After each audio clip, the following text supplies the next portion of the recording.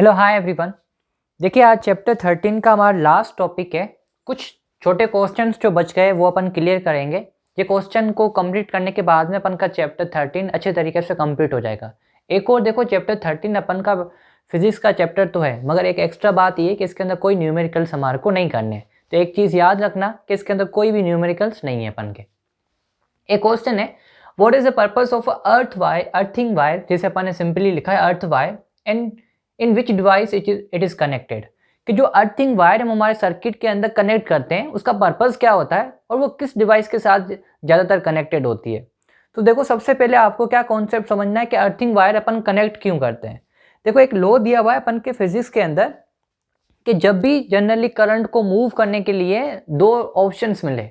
Suppose करो, अगर आपको खाने के लिए अगर मैं दो ऑप्शंस दूं, एक आपकी प्लेट के अंदर गुलाब जामुन रखे हो, दूसरे आपकी प्लेट के अंदर करेले रखे हो, तो आप कौन सी चीज़ खाने को पसंद करोगे या कौन सी चीज़ आप प्रेफर करोगे? ऑफ कोर्स आप क्या गुलाब जामुन खाने के को प्रेफर करोगे।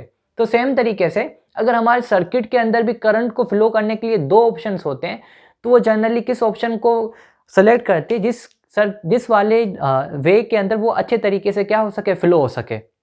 अभी अपन अर्थिंग क्यों करते हैं? अर्थिंग जनरली करते हैं क्योंकि शॉर्ट सर्किट से बचने के लिए, या कभी कभी देखो हमारी वायरिंग के अंदर लीकेज हो जाती है जिसके कारण हमारे को झटके लग जाए, तो उन झटकों से बचने के लिए या इलेक्ट्रिक शॉक से बचने के लिए हम हमारे घरों के अंदर अर्थिंग वायर का यूज़ करते हैं। अब पर्पज़ क्या होता है जनरली? देखो, अर्थिंग वायर से बेनिफिट क्या होगा कि अर्थिंग वायर से ये बेनिफिट होगा, सपोज करो ये हमारा एक डिवाइस था, जो डिवाइस बेसिकली क्या है हमारा, इस डिवाइस के अंदर लीकेज हो गई है, अगर अपन इसको टच करेंगे तो अपन को करंट लगेगी। जैसे ये डिवाइस हमारे सर्किट के साथ कनेक्टेड है और अगर अपन इसे टच करेंगे तो हमारे को क्या लगेगी, करंट लगेगी, क्योंकि इसके अंदर इलेक्ट्रिसिटी फ्लो हो रही है और इलेक्ट्रिकल वायर इसके अंदर लीक हो गई है या इसके साथ टच हो गई है। अभी अगर हमारे अंदर देखो ये टच होगी तो हम क्या होते हैं, बेस्ट कंडक्टर ऑफ इलेक्ट्रिसिटी होते हैं, या हमारे अंदर इलेक्ट्रिसिटी की कंडक्शन अच्छे तरीके से हो सकती है। अगर हम बेसिकली क्या है, कोई ऐसी प्लास्टिक की वगैरह या अपन नॉन कंडक्टर अगर अपन फुटवेयर वगैरह पहन कर नहीं बैठे हो, हमारे जो कोई भी बॉडी पार्ट अगर अर्थ के साथ टच हो, तो क्या होगा कि हमारी उस डिवाइस से करंट फ्लो होकर हमारी बॉडी से और अर्थ के अंदर चली जाएगी। जैसे ही करंट फ्लो होगी तो फ्लो ऑफ इलेक्ट्रॉन्स को अपन क्या कहते हैं, इलेक्ट्रिसिटी या इलेक्ट्रिकल करंट, जिसके कारण हमारी बॉडी के अंदर बहुत ही ज़्यादा नुकसान हो जाएगा या हमारे को इंजरी हो सकती है, या अलग अलग देखो बेसिकली कंडीशंस हो सकती है इन द केस अगर आपकी बॉडी से इलेक्ट्रिकल करंट फ्लो होती है।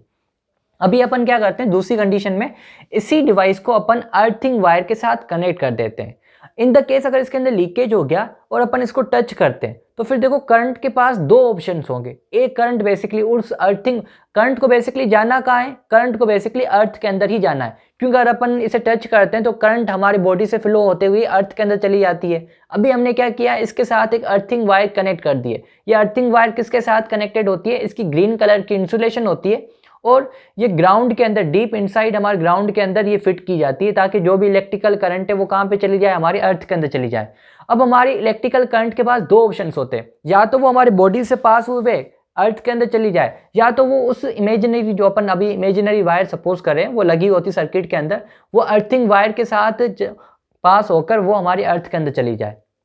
अभी बेसिकली मेटल के कंपेयर के अंदर हमारी बॉडी के अंदर रेजिस्टेंस क्या होता है, ज़्यादा होता है। वो अर्थिंग वायर किसकी बनी होगी, कॉपर की बनी होगी, और हम बेसिकली किसी मेटल के बने हुए नहीं हैं, हमारी बॉडी आयंस की बनी होती है। तो आयंस के अंदर रेजिस्टेंस ज़्यादा होता है और मेटल के अंदर रेजिस्टेंस हमारी बॉडी के कंपेयर के अंदर कम होता है। इसी वजह से देखो ईजीनेस इलेक्ट्रिकल करंट के फ्लो के अंदर कौन प्रोवाइड करवा पाएगा, ये अर्थिंग वायर प्रोवाइड करवा पाएगी। अभी मैंने आपको क्या कहा कि अगर आपके पास दो ऑप्शंस हो, एक गुलाब जामुन हो दूसरे करेले हो, तो आप क्या खाओगे, गुलाब जामुन खाओगे। सेम तरीके से अब इस इलेक्ट्रिकल करंट के पास दो ऑप्शंस है, आइदर वो अर्थिंग वायर से होकर अर्थ में चली जाए, दूसरा हमारे से होकर चली जाए। अभी ये क्यों, कौन सा ऑप्शन सेलेक्ट करेगी, उसका रीजन क्या होता है कि अर्थिंग वायर के अंदर कम रेजिस्टेंस होता है, इसके कारण वो अर्थिंग वायर को सेलेक्ट कर कर अर्थ के अंदर चली जाएगी, हमारी बॉडी से वो पास होने की कोशिश नहीं करेगी। जिस वजह से इन द केस अगर ये डिवाइस के अंदर कोई भी इलेक्ट्रिकल वायर लीकेज हो जाती है, कनेक्टेड हो जाती है, अगर अपन इसे टच करेंगे तो हमारे को कोई भी इलेक्ट्रिकल शॉक्स नहीं लगेंगे। तो ये इस प्रिंसिपल के हिसाब से अर्थिंग वायर हमारे को बचाती है। अगर इन द केस हमारे इलेक्ट्रिकल सर्किट के अंदर कोई भी लीकेज हो जाता है या कोई भी दो वायरें एक दूसरे के साथ टच्ड हो जाती है। तो ये सारी फंक्शनिंग्स हमने लिखी है ज़्यादातर। अब देखो ये तो अपन का क्वेश्चन का एक पार्ट हो गया कि अर्थिंग वायर का पर्पस क्या होता है, कि ये हमारे को इलेक्ट्रिकल शॉक से बचाती है और किस कॉन्सेप्ट से बचाती है, वो रेजिस्टेंस के कॉन्सेप्ट से, जो मैंने आपको अभी एक्सप्लेन किया। मगर अपन के बुक के अंदर नहीं लिखा हुआ है, तो ये सारी चीज़ें डिटेल के अंदर लिखने की एग्जाम के अंदर ज़रूरत नहीं है। दूसरा देखो क्वेश्चन क्या है, विच डिवाइस इट इज़ कनेक्टेड, कि किस डिवाइस के अंदर अर्थिंग वायर कनेक्ट की जाती है। जनरली उन डिवाइस के अंदर कनेक्टेड की जाती है जो बहुत ही ज़्यादा पावर या बहुत ही ज़्यादा वोल्टेज को कंज्यूम करते हैं, या जो अपन की डेली लाइफ के अंदर बहुत ही ज़्यादा यूज़ करते हैं। जैसे अपन के बुक के अंदर एग्जांपल लिखे हुए हैं कि अपन अर्थिंग वायर यूज़ करते हैं इलेक्ट्रिकल टोस्टर जो यूज़ किए जाते हैं, प्रेस और टेबल फैन, और उसके अलावा जो भी अपन जैसे ओवन वगैरह खरीद कर आते हैं, या जो अपन के कंप्यूटर्स वगैरह होते हैं, इनके अंदर आजकल सारे जो भी अपन के इलेक्ट्रिकल डिवाइस है इनके अंदर अर्थिंग वायर कनेक्ट की जाती है, ताकि in the case any condition के कारण हमारे इलेक्ट्रिकल सर्किट के अंदर वायर्स की लीकेज हो जाती है, तो उसके कारण हमारे को कोई भी इलेक्ट्रिकल शॉक्स नहीं लगे, वो हमारे सर्किट की हेल्प की वजह से करंट फ्लो होता हुआ अर्थ के अंदर ईजिली फ्लो हो जाए।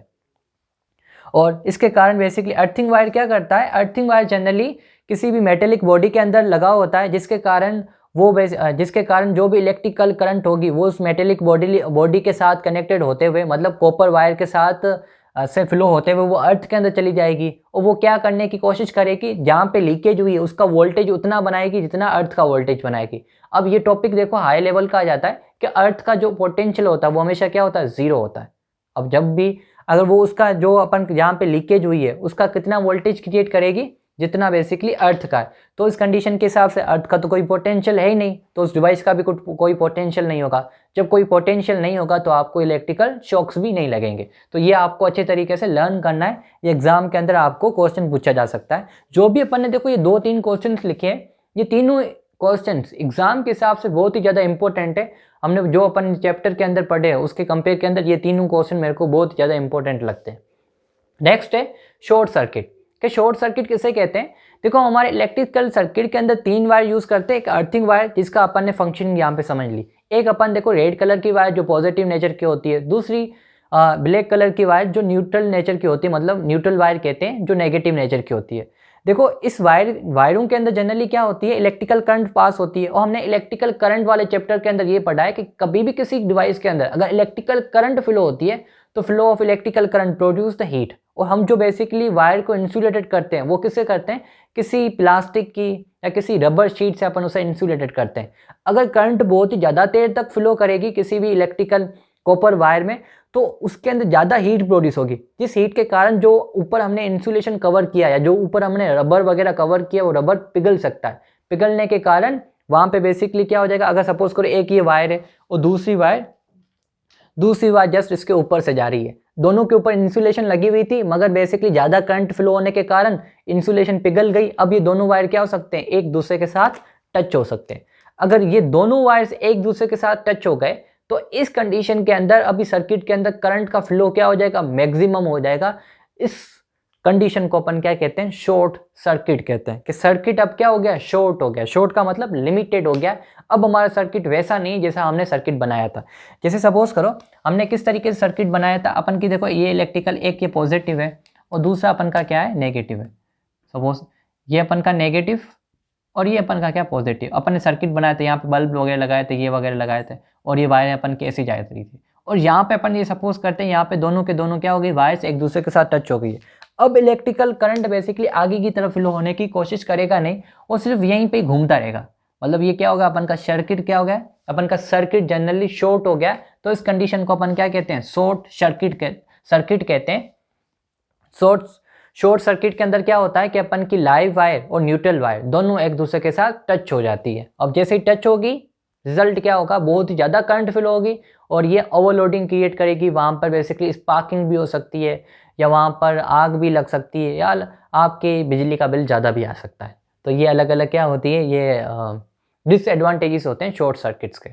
तो शॉर्ट सर्किट से बचने के लिए अपन क्या करते हैं कि जो भी यहाँ पे करंट ज़्यादा से ज़्यादा जो करंट फ्लो हो रही है यहाँ पे, इस करंट को अपन क्या करें, सर्किट से बाहर निकाल दें। तो कैसे बाहर निकालते हैं, अर्थिंग वायर का यूज़ कर। तो अर्थिंग वायर शॉर्ट सर्किट से भी हमारे को बचाती है। तो ये एक अर्थिंग वायर का एक दूसरा बेनिफिट हो गया।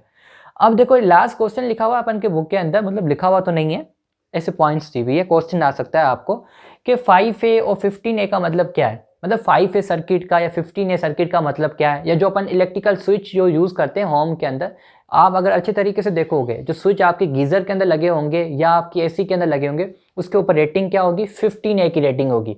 जो अपन फैन के अंदर, ट्यूबलाइट के अंदर लगी होगी स्विच, उनकी रेटिंग क्या होती है, 5A होती है। तो ऐसा क्यों होता है? जनरली ऐसे सर्किट्स जो कम करंट को कंज्यूम करते हैं या जिनों के अंदर छोटे अप्लायंसेस लगे होते हैं जो कम पावर को कंज्यूम करते हैं, तो उनके अंदर उन सर्किट्स को क्या कहा जाता है, 5A सर्किट्स कहा जाता है। और उनके अंदर करंट लिमिटेड फ्लो करती है और उनके अंदर जो स्विच होंगे वो भी 5A के होंगे। और 15A सर्किट किसको कहा जाता है, जिसके अंदर मैक्सिमम पावर कंज्यूम होती है। जैसे आपकी जनरली क्या होता है, इलेक्ट्रिकल गीज़र, एसी, ये ओवन, जो ये सर्किट्स होते हैं इनको अपन क्या कहते हैं, 15A सर्किट कहते हैं, क्योंकि इनों के अंदर जो इलेक्ट्रिकल अप्लायंसेस लगे होते हैं वो ज़्यादा पावर कंज्यूम करते हैं। इस ज़्यादा पावर कंज्यूम करने के कारण अपन उनों के अंदर करंट का भी फ्लो क्या रखते हैं, मैक्सिमम रखते हैं। तो ये दो तरीके के सर्किट्स होते हैं जो हमारे होम के अंदर यूज़ किए जाते हैं। आपको एग्जाम के अंदर ये पूछ सकते हैं कि ऐसे कौन से सर्किट्स है जो हम हमारे होम के अंदर यूज़ करते हैं। तो अपन का आंसर क्या होना चाहिए कि हम दो तरीके के सर्किट्स यूज़ करते हैं। एक 5A सर्किट जिसके अंदर 5 एम्पियर मैक्सिमम करंट फ्लो होगी, दूसरा 15A सर्किट जिसके अंदर 15 एम्पियर मैक्सिमम करंट फ्लो हो सकती है। तो ये दो हमारे सर्किट से हम यूज़ करते हैं। और लास्ट के अंदर बहुत बेहतरीन पॉइंट लिखी हुई है, please subscribe to our channel, तो ये भूलिएगा मत। अपन का देखो चैप्टर कंप्लीट हो गया है। In the last, I want to say to you, please subscribe to our channel, like our videos and share to your followers, means to your fellows. Goodbye to all of you. Myself, Santosh Kumar.